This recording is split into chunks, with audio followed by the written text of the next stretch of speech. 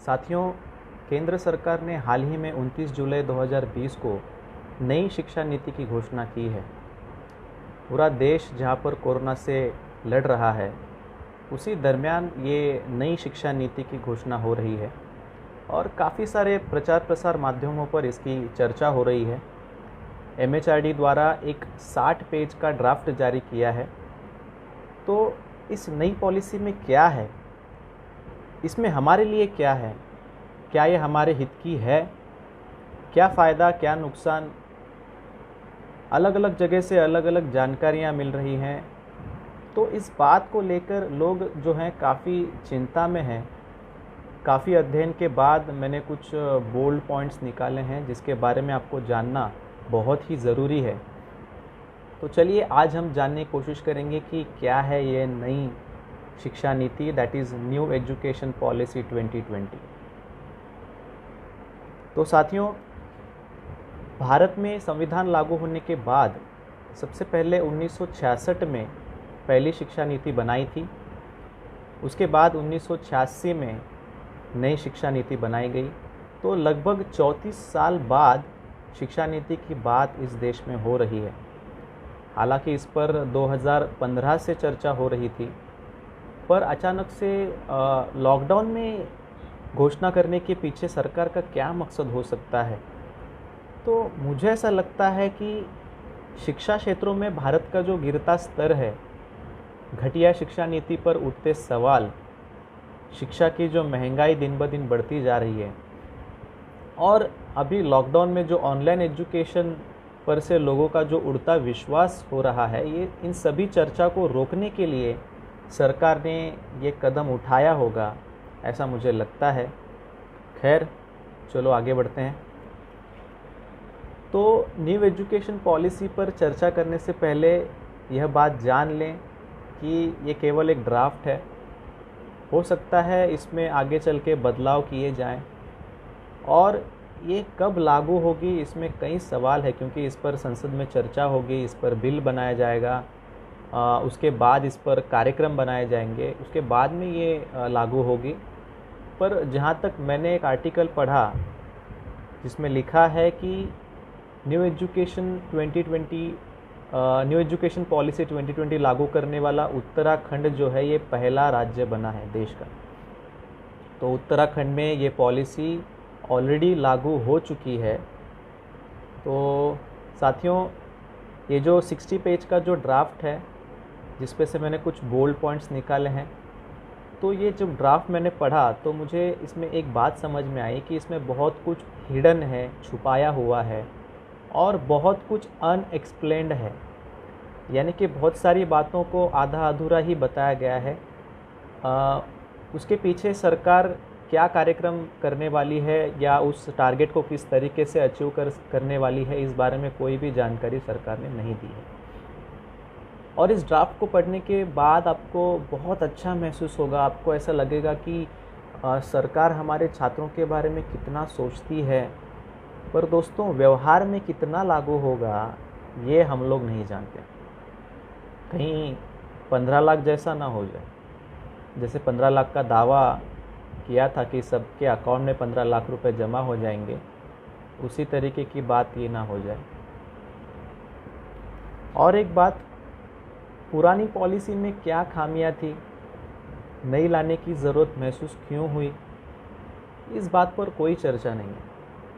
पूरा ड्राफ्ट पढ़ने के बाद ऐसा लगता है कि पुरानी समस्याओं का हल करने के लिए इस नई शिक्षा नीति में विशेष ऐसा कुछ भी नहीं है। तो चलिए देखते हैं कि क्या है इस शिक्षा नीति में। कुछ अन्य बदलाव भी इस न्यू एजुकेशन पॉलिसी 2020 में देखने को मिल रहे हैं। जैसे कि इस पॉलिसी में केंद्र सरकार ये कह रही है कि टोटल GDP के 6% वो शिक्षा पर खर्च करने की बात कर रहे हैं। हालांकि 1966 से लेकर ये बात चल रही है कि 6% शिक्षा पर लगाया जाए टोटल GDP का, लेकिन 2019 तक अगर हम बात करें तो 2019 तक ये आंकड़ा अभी तक अचीव सरकार नहीं कर पाई है। अब तक केवल 2.5 से 3% ही टोटल जीडीपी का शिक्षा पर खर्च हो रहा है, तो अचानक से ये 3% से ऊपर कैसे बढ़ेगा या अचानक से 6% पे कैसे चला जाएगा, ये सोचने वाली बात है। और इसके ऊपर सरकार क्या करेगी, इसके ऊपर इस दिशा में किस तरीके से काम करेगी या 6% को कैसे अचीव करेगी, इसके बारे में इस न्यू एजुकेशन पॉलिसी में कोई भी बात नहीं की गई है। राइट टू एजुकेशन की तहत यह न्यू एजुकेशन पॉलिसी 3 से 18 साल के बच्चों को फ्री एंड कंपलसरी एजुकेशन देने की बात करती है, जो कि मेरे ख्याल से इसमें कोई नई बात नहीं है। आर्टिकल 21A, संविधान का आर्टिकल 21A अगर पढ़ते हैं आप, तो आपको पता चलेगा कि आर्टिकल कहता है 6 से 14 तक के उम्र वाले बच्चों को फ्री एंड कंपलसरी एजुकेशन देना, यह काम सरकार का है, ये काम सरकार का है। और आर्टिकल 45 जो है संविधान का, वो early childhood care and education की बात करता है, यानी 6 साल से कम उम्र वाले बच्चों को पोषक आहार और शिक्षा दी जानी चाहिए, ये भी काम सरकार का है। और ये बात आर्टिकल 45 में लिखी है। तो ये दोनों आर्टिकल को मिलाया जाए तो हो सकता है कि ये 3 से 14 तक बने, तो ये 4 साल और बढ़ाया गया है। तो 1950 के बाद में अगर हम देखें तो लगभग 70 साल हो रहे हैं, और 70 सालों में अगर केवल 4 साल बढ़ा दिए तो ये मेरे लिए कोई बड़ी बात नहीं लग रही है। ठीक है। उसके बाद में हमारा जो पहला पैटर्न था, जो 34 साल से जो पैटर्न चलता आ रहा था, वो पैटर्न था 10+2 का, हम सभी को जो पता है। तो 10+2 को हटाकर इन लोगों ने 5+3+3+4 का पैटर्न अभी लाया है। तो इसमें जो पहले 5 साल है, ये पहले 5 साल प्री स्कूलिंग के हैं, फाउंडेशन स्टेज जिसको कहा जाएगा। तो इसमें प्री स्कूलिंग के 3 साल, और उसके बाद में पहली कक्षा और दूसरी कक्षा तक ये फाउंडेशन स्टेज है, पहले 5 साल का है। उसके बाद में प्रिपरेटरी स्टेज है, जो प्रिपरेटरी स्टेज उसमें 3 से 5वीं क्लास तक, तीसरी से 5वीं क्लास तक का ये प्रिपरेटरी स्टेज है। उसके बाद में 6वीं से लेकर 8वीं क्लास तक ये मिडिल स्कूल स्टेज है। और उसके बाद में 9वीं कक्षा से लेकर 12वीं कक्षा तक ये सेकेंडरी स्टेज है। तो इस तरीके से 5+3+3+4 यानी 3 साल से लेके 18 साल तक का ये एजुकेशन इन्होंने डिज़ाइन किया है। तो इसमें उन्होंने क्या क्या बदलाव किए हैं, इसके बारे में हम थोड़ा सा जानकारी लेते हैं। कक्षा 5 तक या हो सके तो कक्षा 8 तक स्थानीय भाषा में या राज्य भाषा में या मातृभाषा में पढ़ाया जाए, ऐसी बात इस पॉलिसी में की गई है। और ये जो बात है, ये सरकारी as well as private education sector को भी लागू होती है। यानी कि सरकार का अब ये कहना है कि इंग्लिश मीडियम स्कूल अब नहीं रहेंगे, और इसके जगह पर जो स्टेट की जो रीजनल लैंग्वेज होगी, जो मातृभाषा होगी, उस मातृभाषा में ही बच्चों को अभी पढ़ाया जाएगा। यानी जो मॉडेम ऑफ इंस्ट्रक्शन होगा, वो मॉडेम ऑफ इंस्ट्रक्शन क्या होगा, वो अंग्रेज़ी नहीं होगा, अभी वो उनकी मातृभाषा होगी, और इंग्लिश ये केवल मात्र एक सब्जेक्ट बनकर रह जाएगा। तो मुझे ऐसा लगता है कि जहाँ पर ग्लोबलाइजेशन का विचार करें, तो ग्लोबलाइजेशन में आज जहाँ पर हम सभी देश एक दूसरे से अभी बात कर पा रहे हैं, और अंग्रेज़ी जो है, अंग्रेज़ी एक ग्लोबल लैंग्वेज है, एक यूनिवर्सल लैंग्वेज है। और उस हिसाब से अंग्रेज़ी को अगर हम बचपन से पढ़ाने की कोशिश करें, तो मुझे ऐसा लगता है कि जब वो 10th पास करके जब वो आगे हायर एजुकेशन की तरफ जाएंगे, तो हायर एजुकेशन में सभी सब्जेक्ट्स अंग्रेज़ी में होते हैं, तो तभी हमारे छात्रों को जो वर्नाकुलर मीडियम से पढ़ते हैं तो उनको बहुत दिक्कत होती है। तो इसीलिए मुझे ऐसा लगता है कि अगर बचपन से अंग्रेज़ी में अगर पढ़ाया जाए, तो बच्चे बहुत ज़्यादा वो लैंग्वेज जल्दी सीख सकते हैं, अडॉप्ट कर सकते हैं। और हालांकि इस एजुकेशन पॉलिसी में ये कहा गया है कि बच्चों में नई भाषा को सीखने की जो काबिलियत होती है वो ज़्यादा है। तो अगर इस बात को देखा जाए तो सरकार उनको अंग्रेज़ी क्यों नहीं पढ़ाना चाहती, ये मुझे ऐसा लगता है। और जहाँ तक कि इंग्लिश मीडियम स्कूलों की बात करें तो जो सरकारी जो प्राइवेट ठेकेदारों ने जो स्कूल खोल के रखे हैं, ये जो इंग्लिश मीडियम और जो कॉन्वेंट के जो स्कूल्स खोल के रखे हैं, ये कैसे हटाएंगे? क्या इसको हटाना मुमकिन है? तो मुझे नहीं लगता कि ये सरकार द्वारा ये जो प्राइवेट ठेके हैं ये हटाए जाएंगे। तो देखते हैं। उसके बाद में त्रिभाषीय फार्मूला की बात ये न्यू एजुकेशन पॉलिसी करती है। इस त्रिभाषीय फार्मूला में क्या है, तो 3 में से 2 भारतीय भाषा होगी, इसमें से एक इंग्लिश रहेगी, जाहिर सी बात है। और जो 2 भारतीय भाषा होंगी उसमें से आपकी एक स्टेट की लैंग्वेज होगी और एक हिंदी हो सकती है या उसके जगह संस्कृत हो सकता है। तो अभी ये लोग जो है ये क्षेत्रीय भाषा पर ज़्यादा जोर देने की कोशिश कर रहे हैं। और उन्होंने जहाँ पर संस्कृत की बात करें तो फाउंडेशन से लेके मिडिल स्कूल स्टेज तक, यानी लगभग तीसरी कक्षा से लेकर लगभग मिडिल स्कूल स्टेज तक, यानी 10वीं तक 12वीं तक संस्कृत पढ़ाने की बात ये पॉलिसी कर रही है। अभी अंग्रेज़ी को हटाकर संस्कृत को लाने की ये जो बात चल रही है, मुझे ये दिखाई दे रहा है कि इसमें छात्रों का क्या फ़ायदा होगा। मुझे लगता कि संस्कृत पढ़ के छात्रों का बहुत बड़ा फ़ायदा इस देश में होने वाला है, बल्कि मुझे ऐसा लगता है कि अंग्रेज़ी पढ़कर ज़्यादा फ़ायदा हो सकता है संस्कृत के बजाय। पर ये लोग संस्कृत पढ़ाने की बात कर रहे हैं, तो जहाँ पर भारत को आगे बढ़ाने की बात ये पॉलिसी कर रही है और एक तरफ वो अंग्रेज़ी हटाकर संस्कृत को लाने की बात कर रही है, तो ये बहुत बड़ा कॉन्ट्राडिक्शन मुझे लग रहा है, ये बहुत बड़ा भेद लग रहा है इनकी बातों में। तो एक तरफ तर्क की और विज्ञान की बात चल रही है, दूसरी तरफ भाषा सिखाने की भी बात चल रही है। मुझे भी खुद संस्कृत विषय था और संस्कृत को देववाणी कहा जाता है और ये एक विशिष्ट धर्म के विचारधारा का प्रभाव निर्माण करने के लिए ये भाषा है। और मुझे ऐसा लगता है कि एक प्रभाव निर्माण करने के लिए खुद सिखाई जा रही है, ऐसा मुझे लग रहा है। और ये जो संस्कृत सिखाने का जो सुझाव है, ये सुझाव भारतीय शिक्षण मंडल जो आरएसएस की एक विंग है, इन्होंने दिया था। और एमएचआरडी को बदलकर शिक्षा मंत्रालय भी जो नाम देने का जो सुझाव है, ये सुझाव भी इस भारतीय शिक्षण मंडल का ही है, जो आरएसएस की एक विंग है और राष्ट्रीय स्वयंसेवक संघ की एक विंग है। और उनका ऐसा कहना है कि लगभग 60% सुझाव ये इस न्यू एजुकेशन पॉलिसी में मान लिए गए हैं। तो मुझे ऐसा लगता है कि न्यू एजुकेशन पॉलिसी जो कमेटी है उन्होंने कम बनाई है और ये आरएसएस ने ज़्यादा बनाई है, ऐसा मुझे लग रहा है। उसके बाद में 6ठी से 8वीं तक का ये जो मिडिल स्कूल स्टेज है, ये मिडिल स्कूल स्टेज में ये स्किल एजुकेशन देने की बात कर रहे हैं, यानी व्यावसायिक कोर्स देने की बात कर रहे हैं। व्यावसायिक कोर्स में क्या क्या होगा, इसमें शिल्प काम होगा, धातु काम होगा, वेल्डिंग फिटिंग जैसे आईटीआई में जो कोर्स होते हैं, बागवान है, उसके बाद में ड्राइंग है।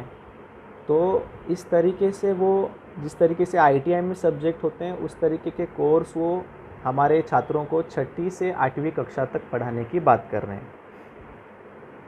अब एक तो स्किल्ड वर्कर्स को भारत में कोई भी मान्यता नहीं है। जैसे बाहर के कंट्रीज़ में स्किल्ड वर्कर्स को जो मान्यता मिलती है, वहाँ के प्लम्बर को भी एक अच्छे नज़रिए से देखा जाता है, लेकिन भारत में वैसा नहीं है। स्किल्ड एजुकेशन को, स्किल्ड वर्कर को यहाँ पे ज़्यादा मान्यता नहीं है। और स्किल एजुकेशन की अगर बात करें तो उसको सिखाने के लिए हमारे भारत में इंफ्रास्ट्रक्चर नहीं है।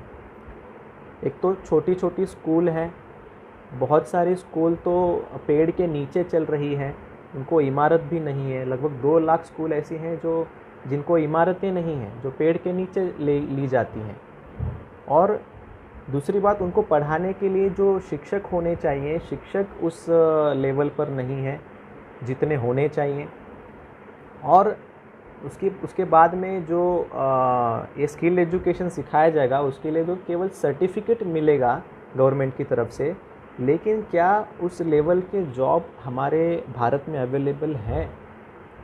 ये बहुत बड़ा सवाल हमारे सामने पैदा होता है। उसके बाद में स्किल एजुकेशन अगर देंगे तो मुझे ऐसा लगता है कि स्किल एजुकेशन लेने के बाद इसमें बहुत ज़्यादा बाल कामगार इसमें पैदा हो सकते हैं। अगर मान लो कि 8वीं कक्षा तक अगर किसी को स्किल एजुकेशन दिया और फिर उसको ऐसा लगता है कि चलो ठीक है, अभी मैं अभी से नौकरी करना शुरू करूँगा, या अभी मेरी पढ़ने की चाहत नहीं है, या अभी मैंने जो सीखा है उसकी बदौलत मैं कुछ आगे पैसे कमा सकता हूँ, तो स्किल एजुकेशन से कहीं ना कहीं हायर एजुकेशन में जाने की जो प्रेरणा है वो ख़त्म हो सकती है, ऐसा मुझे लग रहा है। तो भारत में जहाँ पे हम देखते हैं कि शिक्षा क्षेत्र में जो विद्यार्थियों का जो सहयोग है, जो पार्टिसिपेशन है, जो वीकर सेक्शन से आते हैं उनका जो पार्टिसिपेशन है वो बहुत कम है, क्योंकि उनके पास पैसा नहीं है, उनके पास साधन नहीं है। और अगर वो बच्चे अगर स्किल एजुकेशन लेते हैं तो मुझे ऐसा लगता है कि वो उनकी उस छोटी उम्र में वो नौकरी ढूंढने के प्रयास में लग जाएंगे, और जिसके वजह से हायर एजुकेशन तक जाने के लिए जो प्रेरणा उनको मिलनी चाहिए थी वो कहीं ना कहीं ख़त्म हो जाएगी। उसके बाद में ये new education policy liberal education की बात करती है। लिबरल एजुकेशन का मतलब है कि नैतिक मूल्य, ह्यूमन वैल्यूज़, मानवता की बात ये सिखाने वाले हैं, अलग से सिखाने वाले हैं। और हालांकि इंजीनियरिंग स्टूडेंट्स को तक वो सिखाने वाले हैं, यानी हायर एजुकेशन लेवल तक वो सिखाने की बात कर रहे हैं। अब इस लिबरल एजुकेशन में क्या होगा, कहीं अगर 60% अगर सुझाव अगर आरएसएस के अगर वो लागू कर रहे हैं, तो मुझे ऐसा लग रहा है कि हो सकता है इस मानवता में वो आरएसएस की विचारधारा सिखाएंगे, ऐसा भी हो सकता है। उसके बाद में तीसरी, 5वीं और 8वीं कक्षा की केवल एग्ज़ाम रहेगी। इसके बीच में कहीं भी एग्ज़ाम लेने की वो बात नहीं कर रहे हैं, केवल तीसरी, 5वीं और 8वीं कक्षा तक के एग्ज़ाम लेने की बात कर रहे हैं। उसके बाद में जो 10th और 12th का जो बोर्ड होगा वो ऐसे ही जारी रहेगा, इसमें कोई बदलाव नहीं रहेगा। बहुत सारे लोग कह रहे हैं कि 10th का बोर्ड ख़त्म हो जाएगा, पर जहाँ तक मैंने एजुकेशन पॉलिसी में पढ़ा कि 10th और 12th का बोर्ड जो है वो जारी रहेगा। उसके बाद में जो रिपोर्ट कार्ड है वो 360 डिग्री में रिपोर्ट कार्ड बनाया जाएगा, ऐसा वो कह रहे हैं। अब ये 360 डिग्री का क्या मतलब है? इसका ये मतलब है कि छात्र यानी खुद विद्यार्थी, शिक्षक, उसको पढ़ाने वाले शिक्षक, और सहभागी यानी कलीग्स जो उसके साथ में जो पढ़ाई कर रहे हैं, ये तीनों मिलकर मार्क्स देंगे। तो इस तरीके का 360 डिग्री का ये रिपोर्ट कार्ड का पैटर्न होगा, ऐसा ये बात कर रहे हैं। अब ये कितना कारीगर साबित होता है ये तो हम नहीं जान पाएंगे। सबसे ज़रूरी बात यह है कि पाठ्यक्रम, हमने आज तक देखा है कि बहुत सालों से, लगभग 30-40 सालों से पाठ्यक्रम में कोई बदलाव नहीं आया है, और वही पाठ्यक्रम हम पढ़ रहे हैं। हमारी पहली जो पीढ़ी थी वो भी पढ़ रही थी, हमारे माता पिता जी ने भी वही पढ़ा, हम लोग भी वही पढ़े हैं, और आने वाले जो अभी छात्र हैं हो सकता है कि उनके लिए कुछ नया पाठ्यक्रम देखने को मिले। तो ये पाठ्यक्रम में वो बात कर रहे हैं कि रटने की प्रथा को ख़त्म करने के लिए विषय वस्तु को कम करके खोज विषयक, चिंता विषयक, चिंतन विषयक, चर्चा विषयक और विश्लेषण विषयक आधारित बनाया जाएगा।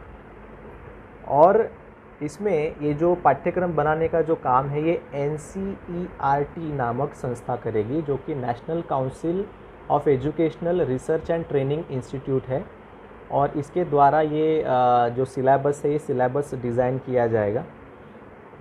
और हो सकता है कि अगर इस एनसीईआरटी में अगर ब्राह्मणवादियों का भरना रहा तो उनकी विचारधारा की किताबें तैयार रहे होंगी। और जैसे कि अभी एक आर्टिकल मैंने पढ़ा सांगली का कि 10वीं की इतिहास की किताब में डॉक्टर बाबा साहब अम्बेडकर का जिक्र भी नहीं है। तो इस तरीके से अगर वो बहुजन महापुरुषों को अगर सिलेबस से वो बाहर करेंगे तो हमारे जो बहुजन छात्र हैं वो हमारे महापुरुषों के बारे में, उनके इतिहास के बारे में जान ही नहीं पाएंगे। उनका आंदोलन क्या था, उनका मकसद क्या था, ये वो जान नहीं पाएंगे। तो ये कहीं ना कहीं बहुजन महापुरुषों को सिलेबस से हटाने का काम ये लोग कर रहे हैं। तो ये भी बहुत ही खतरनाक हो सकता है। उसके बाद में निजी स्कूलों को प्रोत्साहित और सक्षम करने की बात ये पॉलिसी कर रही है। सबसे खतरनाक बात आपको मैं बता रहा हूँ कि सहयोग और तालमेल बढ़ाने के लिए निजी और सरकारी स्कूलों को संबद्ध किया जाएगा, यानी कोलैबोरेशन में चलाया जाएगा। यानी कि अगर मान लो कि किसी स्कूल में लाइब्रेरी नहीं है, किसी स्कूल में प्लेग्राउंड नहीं है, किसी स्कूल में कंप्यूटर उनका कंप्यूटर की अगर कोई क्लास नहीं है, तो इसमें जो सरकारी ग्रांट जो मिल रहा है, तो ये सरकारी ग्रांट को प्राइवेट स्कूल द्वारा इस्तेमाल करने की बहुत बड़ी संभावना है। और इसमें क्या हो सकता है, सरकारी स्कूलों का अस्तित्व भी ख़त्म हो सकता है, ऐसा मुझे लग रहा है। तो इस तरीके से अगर प्राइवेट को अगर सरकारी स्कूलों के साथ अगर कोलैबोरेट किया जाए तो जो शिक्षा का दर्जा जो प्राइवेट स्कूलों में है, क्या वही शिक्षा का दर्जा सरकारी स्कूलों में मिल सकता है? तो मुझे ऐसा लगता है कि जहाँ पे सरकारी स्कूलों को बंद किया जा रहा है, तो सरकारी स्कूलों को बढ़ाने के बजाय ये लोग सरकारी स्कूलों को प्राइवेट स्कूलों के साथ कोलैबोरेट करने की बात कर रहे हैं। ये तो बहुत ही घातक है। तो ये एजुकेशन पॉलिसी यहाँ पर कहीं ना कहीं फेल दिखाई दे रही है। तो जैसे कि शुरुआत में मैंने बात की कि पुरानी पॉलिसी में क्या कमियां थी, जो पुरानी एजुकेशन पॉलिसी थी उसमें क्या कमियां थी, क्या खामियां थी। तो जहाँ तक प्राथमिक और माध्यमिक सरकारी स्कूलों की बात करें तो इनकी स्थिति को सुधारने की बात ही नहीं की है इस पॉलिसी में। एजुकेशन की क्वालिटी को सुधारने की बात की नहीं है। उनका दर्जा सुधारने के लिए कोई प्रयास नहीं दिख रहा है। सरकारी स्कूल बंद हो रहे हैं तो उनको बढ़ाने के लिए कोई कार्यक्रम इस पॉलिसी में नहीं है। न्यू एजुकेशन पॉलिसी में जहाँ तक शिक्षकों की बात करें तो शिक्षकों को केंद्र स्थान पर रखने की ये शिक्षा नीति बात कर रही है। और इसमें जो शिक्षक भर्ती होगी, इसमें होनहार शिक्षकों की भर्ती पर विशेष जोर दिया जाएगा। यानी गुणवत्ता वाले शिक्षकों को भर्ती किया जाने की बात ये न्यू एजुकेशन पॉलिसी कर रही है।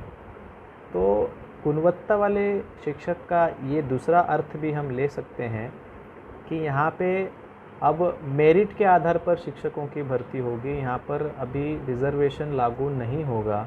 यहाँ पर SC ST OBC के जो प्रोफेसर्स या शिक्षक होंगे वो अभी भर्ती शायद नहीं होंगे। तो स्थानीय भाषा के स्थानीय शिक्षकों की भर्ती पर ये पॉलिसी जोर दे रही है। और फिर सर्वप्रथम रिक्त पदों की भर्ती की बात कर रही है, पर उसके ऊपर अभी तक कोई सॉल्यूशन ये पॉलिसी में प्रदान नहीं किया है।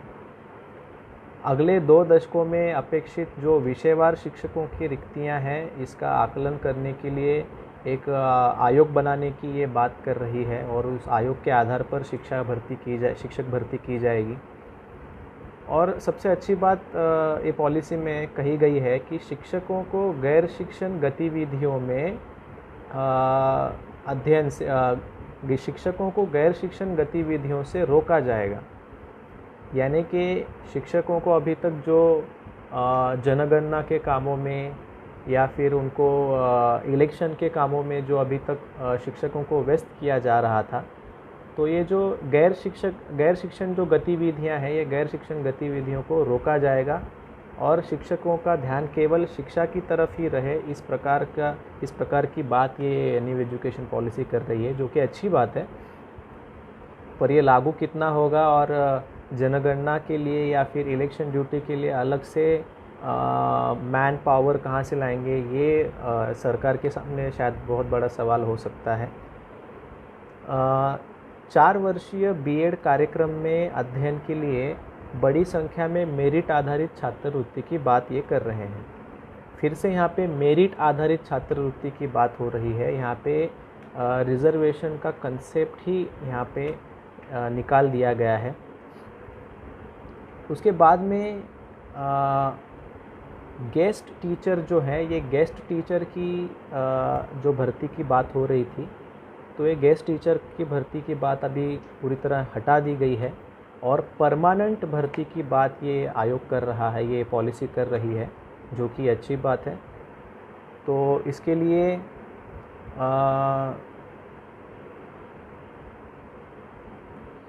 टीचर ट्रेनिंग बोर्ड जो है ये बनाया जाएगा, जो कि देश के सभी शिक्षकों के लिए ये कंपलसरी होगा। ये देश के सभी शिक्षकों के लिए है और इसको राज्य सरकार बदल नहीं सकती, इसमें कोई हस्तक्षेप राज्य सरकार नहीं कर सकती। तो इसका मतलब है कहीं ना कहीं शिक्षक भर्ती का जो मामला है ये भी पूरी तरह केंद्र सरकार के नियंत्रण में है। तो इस तरीके से पूरा जो पावर जो है, स्टेट की पावर को छीन कर कहीं ना कहीं ये पॉलिसी जो है ये केंद्र सरकार के पास ये सारी शिक्षा की पावर सौंपने का काम कर रही है, ऐसा दिखाई दे रहा है। तो जो डिसीजन मेकिंग की जो पावर है ये सारी केंद्र सरकार के हाथ में होगी। शिक्षा को लेकर सारे निर्णय ये केंद्र सरकार ही लेगी, ऐसा ये पॉलिसी से साफ दिखाई दे रहा है। शिक्षा एक बेसिक नीड है और इस बेसिक नीड को, ये जो मूलभूत आवश्यकता है, ये सभी को मिलनी चाहिए, सभी को मुहैया होनी चाहिए, इजी टू एक्सेस होनी चाहिए। केवल इस पॉलिसी में लिखा गया है, लेकिन इस दिशा में कोई भी प्रोग्राम इन्होंने नहीं किया है। उसके बाद में SEDG ग्रुप जो सोशो इकोनॉमिकली डिसएडवांटेज ग्रुप है, इसके बारे में केवल मात्र चर्चा की है, पर इनकी शिक्षा क्षेत्र में सहभागिता के लिए कोई भी ठोस कदम नहीं उठाए हैं। तो इस प्रकार से देश की जो बड़ी लोक संख्या है, जो इकोनॉमिकली वीकर सेक्शन है, इनको शिक्षा से जोड़ने के लिए ये पॉलिसी फेल हो रही है। निजीकरण को रोकने के बजाय बढ़ावा देने वाली यह पॉलिसी है। इसमें बहुत बड़े लेवल पर प्राइवेटाइजेशन किया जाएगा, ये बहुत बड़े चांसेस हैं और बहुत सारे रास्ते उन्होंने इस पॉलिसी में बनाए हैं। और शिक्षा मूलभूत आवश्यकता है, ये सभी को मिलनी चाहिए। तो इस न्यू एजुकेशन पॉलिसी से ये शिक्षा जनसामान्य तक कैसे पहुंचेगी, ये अभी भी एक बड़ा सवाल है, क्योंकि इसके बारे में ये एजुकेशन पॉलिसी बिल्कुल भी खरी नहीं उतरी है। तो इस तरीके से न्यू एजुकेशन पॉलिसी में प्राथमिक और माध्यमिक शिक्षा के लिए क्या प्रावधान किए गए हैं, ये हमने जाना। और ये न्यू एजुकेशन पॉलिसी पर ये वीडियो काफ़ी लंबा हो सकता है, इसलिए इसको 2 भागों में हम करने का प्रयास कर रहे हैं। तो उच्च शिक्षा में क्या 4 चांद लगाए गए हैं, इसके बारे में आपको अगले सेशन में ज़रूर बताऊंगा। तब तक के लिए धन्यवाद। जय मूल निवासी, जय भारत।